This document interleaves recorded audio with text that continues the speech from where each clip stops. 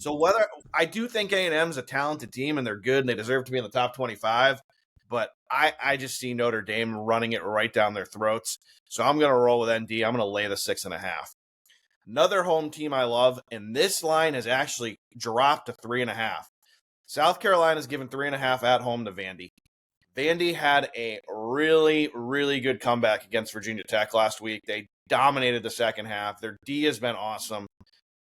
But I like that South Carolina team, and I really like them at home. I think Sellers hasn't played really an A game yet, especially for someone who they were talking about maybe for the Heisman. I think Sellers at home puts on a little show here against Vandy. I'm very comfortable laying the 3.5. Give me South Carolina and the Gamecocks to beat Vandy at home. And my last one.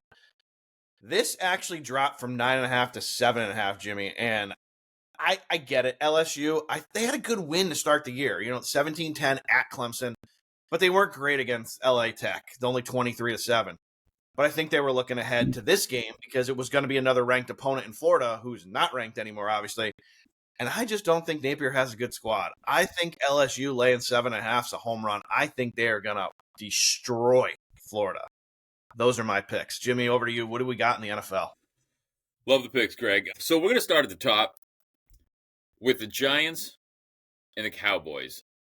We talked about this. This line sounds fishy at -4.5. It's in Dallas. I mean, they think Dallas is only a 1.5 point favorite. We checked. We couldn't find any injuries for Dallas. Russell Wilson is still starting for the Giants. I understand that Lawrence and Burns and what's his name from Penn State, because we can't remember names on this show. They're fantastic. They can get out the car. They can get at Dak for sure. But I'm going to tell you what, CeeDee Lamb's not going to drop passes again. That is not going to happen in another week. They can sack Dak 4 times, and the Cowboys still win by 10. So I'm going to take the Cowboys at home -4.5. Much more likely that they are 1-1 and the Giants are 0-2 than the other way around. Next, we're going to jump to the Seahawks-Steelers.